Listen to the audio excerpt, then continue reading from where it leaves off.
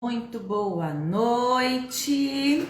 Hoje nós vamos bater um papinho aqui sobre ansiedade. Então, vamos tentar aqui, vou tentar dar uma resumida, uma pincelada. E eu quero começar falando aqui para você o que é a tal da ansiedade. Ansiedade, ela é uma emoção, é natural nossa. Todos nós nascemos com essa emoção. Então, aquela história de se curar da ansiedade, ficar zero ansiosa, não tem como, tá? Porque a gente nasce com ansiedade.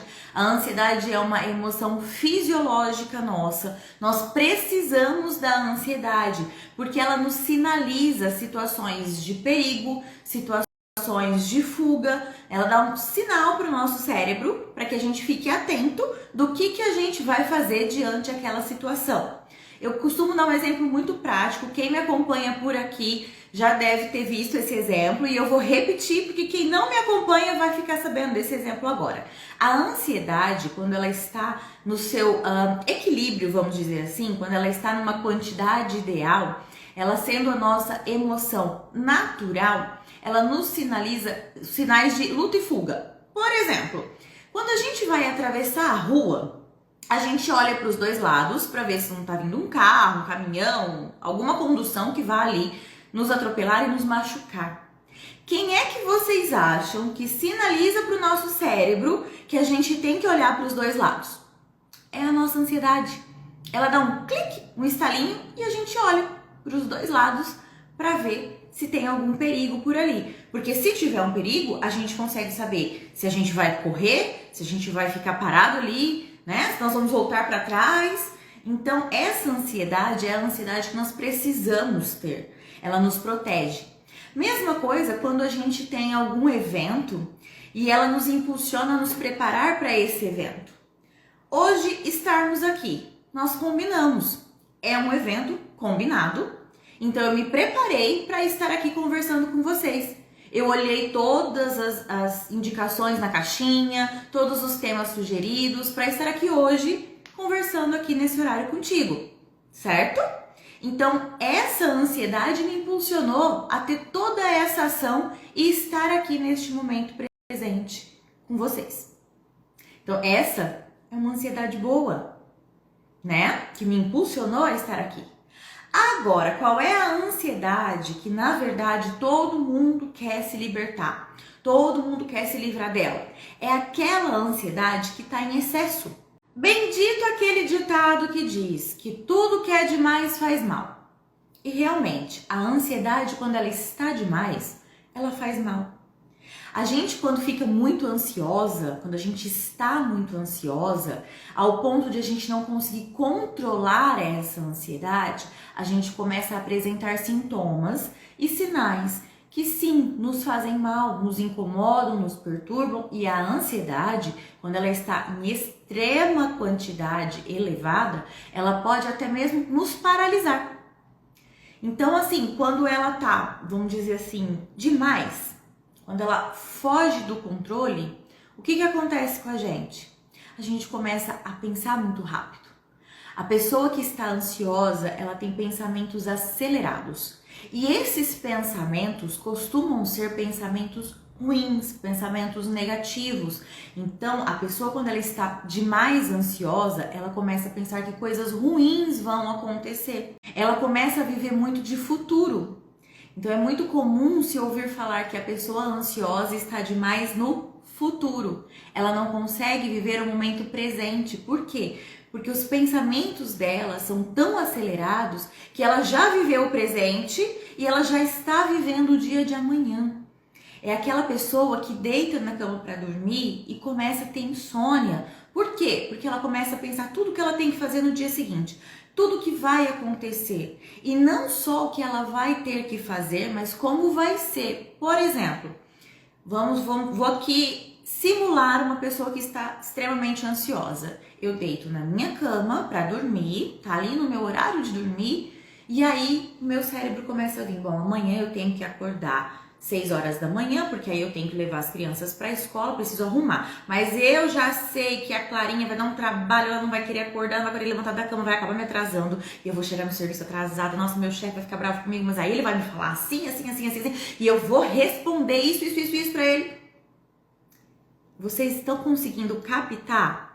A pessoa, ela tá deitada na cama para dormir agora, mas ela já tá pensando que ela tem que acordar X horas para acordar as crianças, para levar as crianças para a escola, para depois ir pro trabalho. Mas a criança, ela já tá pensando que a criança vai dar trabalho para levantar da cama, o que ela vai falar para a criança, como que vai ser, que hora que ela vai chegar no trabalho, que o chefe vai ficar bravo, o que o chefe vai falar, o que ela vai responder pro chefe.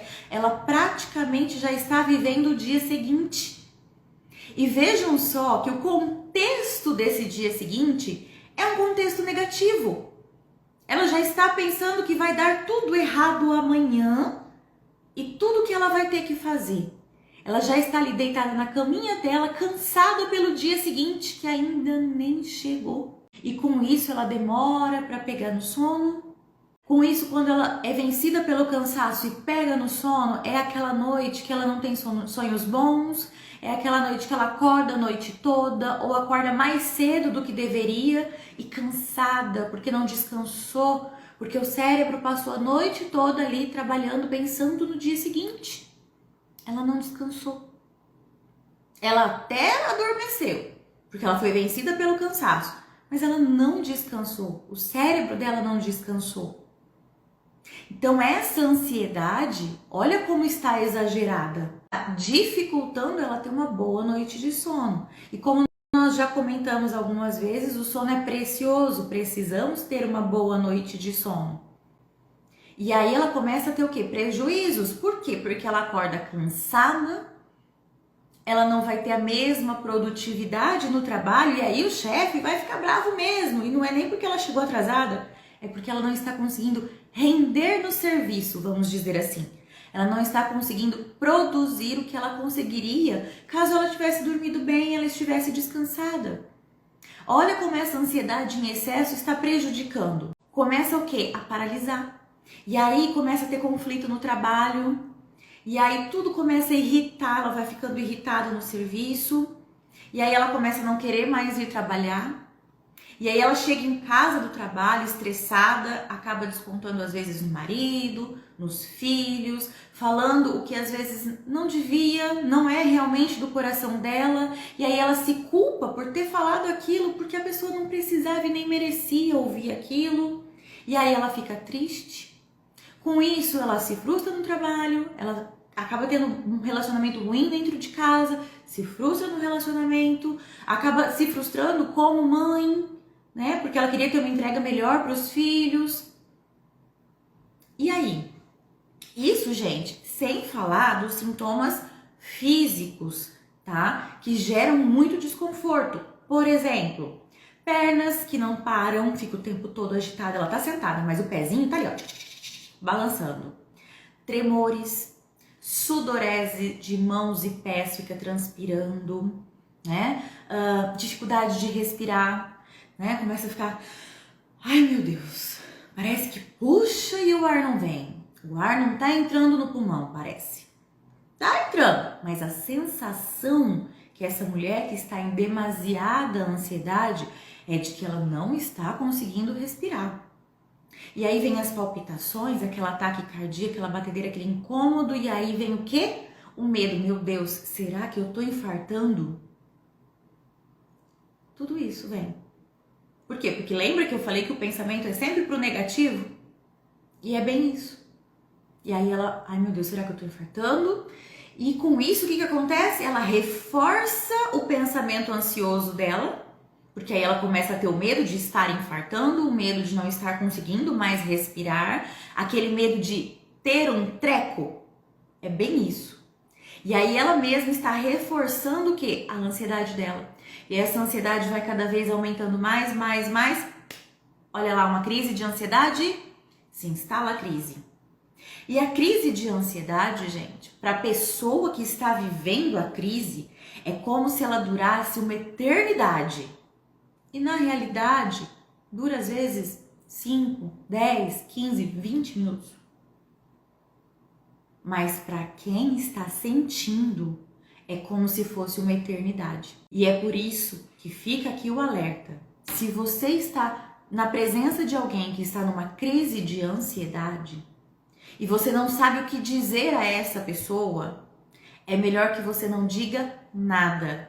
Segure na mão dela, mostre que você está ali e não diga nada. Caso você queira dizer, diga algo que conforta. Jamais diga, isso é frescura, já vai passar. Calma, você tem que ficar calma. Respira que isso passa. Não é por aí. Ela não tem controle sobre a ansiedade dela. E é por isso que ela entrou em crise. Então não adianta ficar reforçando que ela tem que ficar calma. Se ela conseguisse ficar calma, ela não estava em crise. E quando você fica falando para ela, fica calma, fica calma, fica calma, mais agitada ela fica querendo sair daquela crise. E quando ela sai daquela crise, ela se sente culpada por ter entrado em crise. Por mais que você queira ter tentado ajudar falando isso, você mais atrapalha. E muito ajuda quem não atrapalha. Por isso, se você não sabe o que dizer, se cale. Só segura na mão da pessoa e fala, eu estou aqui com você. E tá tudo bem. E aí, se você quer ajudar, começa a respirar fundo na frente dessa pessoa. Segura a mão dela e respira fundo. Puxa o ar profundamente pelo nariz. Solta pela boca. Você segurando a mão dela, você vai passar confiança para ela. Você respirando fundo na frente dela, ela vai lembrar de respirar fundo. E aí ela vai voltar a atenção dela para essa respiração mais calma, mais profunda, e ela vai começar a sair da crise. Assim você vai estar a ajudando. Da outra maneira, não. Da outra maneira, você vai estar prejudicando. Ok? Olha só, falamos então da ansiedade fisiológica, a ansiedade patológica. Como que costuma acontecer? No cérebro da pessoa que está ansiosa em demasia, né? Como que costuma ser quando ela deita para dormir? Esse excesso de futuro no presente. Aqui nós já falamos como que é uma crise, como ajudar essa pessoa a sair da crise, o que não fazer quando você está na presença de uma pessoa em crise, certo? E aí, aqui então, com essas dicas, eu quero aqui ainda lembrar vocês que muitas pessoas acabam, entre aspas, novamente, descontando a ansiedade na comida, porque encontra às vezes conforto em determinados tipos de alimento e até mesmo na sensação da mastigação, um conforto que aquela ansiedade estava gerando desconforto. Então, aquele desconforto acaba sendo amenizado por determinados tipos de alimento que essa pessoa recorre a eles. Muito comum o chocolate, né? Comer um docinho. Eu dou umas beliscadinhas durante o dia. Comer um chocolatinho ajuda. Verdade, gente. O chocolate, quando ele é de 70% para cima, ele é rico em triptofano. E o cacau, né, que é rico em triptofano, que está presente nesse chocolate numa quantidade um pouco maior, ele ajuda sim, tá? Porque o triptofano, ele ajuda nas crises de ansiedade, na ansiedade num contexto geral. Então, de onde vem, onde eu posso encontrar, doutor, esse triptofano? Banana, abacate, abacaxi, castanhas de modo geral, eu indico aqui a do Pará, que também é rica em zinco, que também ajuda muito, tá? Ovos, queijos, olha só, comida do nosso dia a dia. E eu sempre oriento as minhas pacientes, no período noturno, fazer umas refeições um pouco mais leves, para que a nossa digestão também seja facilitada e colocar nessas refeições, por exemplo, o alface. Ele ajuda muito a dar sono. Então, quem tem dificuldade para dormir, vamos recorrer à alimentação como uma aliada e não descontar na alimentação essa ansiedade de uma maneira prejudicial. Porque quando se desconta, vamos dizer assim, a ansiedade uma alimentação que a gente come demais, coisas muito calóricas, a gente acaba puxando aí outras comorbidades, né? A gente acaba aí gerando outros problemas. Por exemplo, começa aí uma obesidade, uma diabetes, uma pressão alta, e não é o que a gente quer. Então vamos fazer esse desconto na alimentação ser de uma forma aliada. Vamos colocar na nossa alimentação, na nossa rotina alimentar, alimentos ricos em triptofano, que são esses que eu citei aqui para vocês e que estão presentes na nossa rotina. Nós brasileiros comemos banana, né? Nós comemos queijo, nós comemos ovos, nós comemos frango, e esse tipo de alimento tem triptofano. À noite, come lá um peitinho de frango grelhado com uma salada de alface. Olha o triptofano aí. Ah, doutora, mas eu queria uma sobremesa. Come um kiwi. Olha que beleza. Não foi uma refeição pesada, não foi uma refeição extremamente calórica e vai colaborar aí com o seu triptofano. Vai te ajudar aí a ter um soninho melhor. Claro que aí você pode também e deve aliar a uma higiene do sono. O que é a higiene do sono? É uma rotina, um preparo para dormir, um ritual. Algumas pessoas começam a sentir mais sono lendo, outras ouvindo uma música que relaxe. O que eu sempre oriento é, de um determinado horário, começa a apagar as luzes da casa, começa a criar um ambiente mais silencioso, com uma temperatura mais confortável. Aqui em Fernandópolis é muito calor.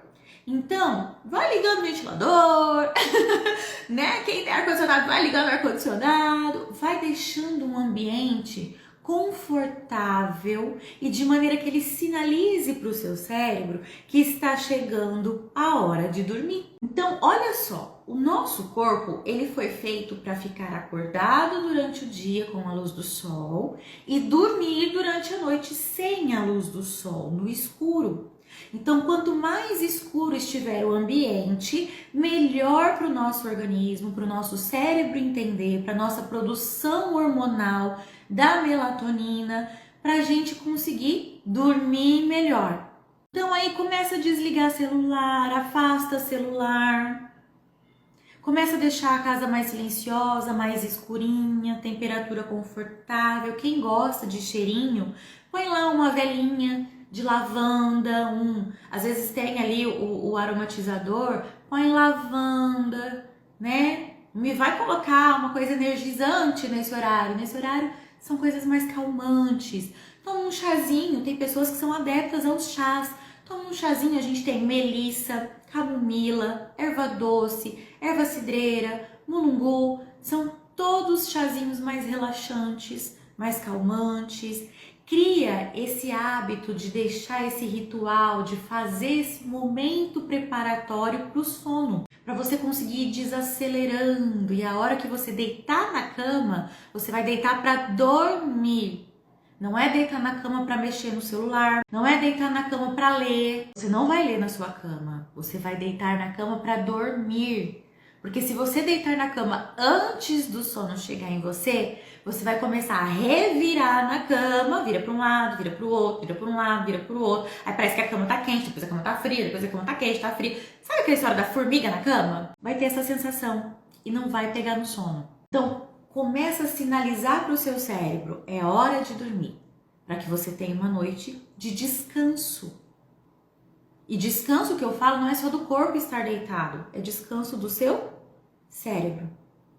Dormiu bem, no outro dia você vai acordar e você vai fazer o quê? Abre a janela, deixa entrar a luz solar, deixa bater o raio solar no seu quiasma óptico. Isso mesmo, entrar só no olho. Para quê? Para ativar o seu ciclo circadiano, produção de cortisol, energia.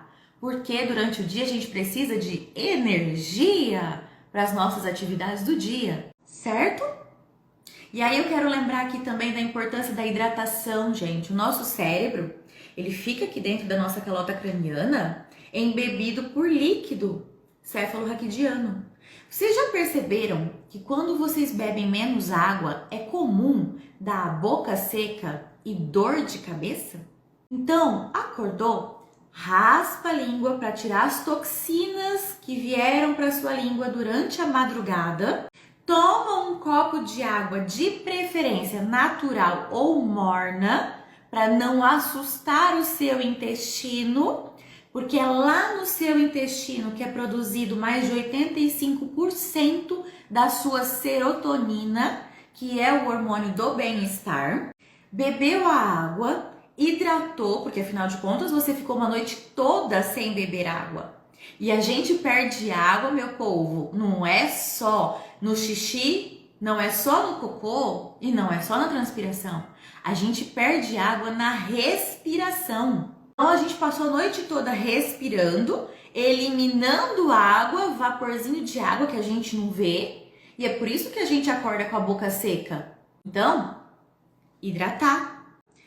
Raspou a língua, hidratou, vamos lavar esse rosto e vamos fazer um dia lindo. Incluindo aí no café da manhã, quem é de tomar café da manhã, quem não é, inclui no almoço, alimentos ricos em triptofano. Vamos começar a criar rotinas que nos ajudem a libertar da ansiedade. E eu falei libertar, não falei curar. A gente precisa criar uma rotina onde a gente consiga equilibrar essa ansiedade, manter a ansiedade num nível fisiológico, que é quando ela nos beneficia ao invés de nos fazer mal. E aí, tem uma outra questão aqui, que quem me acompanha já deve ter visto, que eu sempre coloco que eu estou planejando e organizando a minha semana. E agora eu vou contar aqui para vocês um segredinho do porquê que eu faço isso. Claro que além de eu ter muitas atividades, eu preciso organizar esse monte de atividade, que muita gente tem, é porque quando a gente é uma pessoa com um pezinho lá na ansiedade para deixar ela aumentar demais, a gente precisa lançar mão desses meios, dessas estratégias. Se a gente tem uma rotina e um planejamento, a gente tem uma organização, isso gera um conforto onde a gente acredita que está tudo sob controle. A pessoa que está ansiosa em demasia, aquela ansiedade patológica, ela tem a sensação de que ela perdeu o controle. E nós, seres humanos, temos o costume de querer ter o controle de tudo. A gente não tem, mas a gente quer ter o maior possível, o maior controle possível de tudo que der. Claro, gente, a minha organização e o meu planejamento nem sempre sai igualzinho eu coloquei ali. Tem os imprevistos, a rotina, a vida, ela é dinâmica, né? Mas se a gente estiver ali preparado para essa dinâmica da nossa vida, a gente consegue ajustar e enfrentar as situações que estão fora do nosso controle com uma maneira mais leve. Agora, se a gente não se prepara, a gente não tem a resiliência necessária para enfrentar essas situações. E aí a ansiedade faz o quê? Bum! Fica muito intensa. E aí essa mulher vai ficando cada vez mais ansiosa, essa pessoa está cada vez mais ansiosa, e aí vai parar no quê? Naquela crise de ansiedade que a gente comentou lá atrás. Sabe aquela crise de ansiedade que a mulher tá com a mão suando? E aí o marido tá do lado falando assim, calma, você tem que ficar calma. E aqui eu tô dando esse exemplo porque aconteceu com uma paciente que eu atendi, ela me contou isso ontem. Então eu estou dando esse exemplo aqui porque é o que é mais comum da gente ver acontecer, tá, gente? Mas não necessariamente é o marido, tá? Pode ser a colega, pode ser quem estiver por perto. Mas você não pode ficar falando isso pra ela, porque senão ela vai ficar mais agitada. Segura na mão dela, fala, tô aqui. E respira fundo. Ela vai ver você fazendo e ela vai fazer também. Ela vai desfocar os pensamentos naquilo que estava fazendo ela fica mais ansiosa. Ela vai desacelerar e vai retomar o controle das emoções dela. Pessoal, a live de hoje era uma live curtinha pra gente bater um papo. E eu espero que eu tenha conseguido entregar conteúdo aqui para vocês, dicas para como vocês conseguirem entender um pouquinho dessa ansiedade, lidar com essa ansiedade e no dia a dia vocês conseguirem criar uma rotina, criar hábitos para evitar que essa ansiedade fique patológica, evitar que ela paralise vocês, evitar que vocês venham a ter estes sintomas que a gente comentou por aqui, tá? Obrigada a cada um de vocês que esteve aqui presente comigo, Façam seu planejamento e organização para a semana, para esse restinho de semana e para a próxima semana. Vai sair tudo igualzinho? Provavelmente não. Mas a grande possibilidade de dar certo e de você ficar menos ansiosa é muito grande. É uma das estratégias que eu uso. Porque eu já comentei por aqui, quem me segue sabe, eu já fui uma ansiosa patológica, eu já estive com a minha ansiedade na maneira patológica. E hoje eu lanço mão de estratégias para manter a minha ansiedade em equilíbrio. E muitas delas eu compartilhei aqui com vocês hoje. Obrigada por estarem aqui comigo, muito obrigada, fiquem com Deus.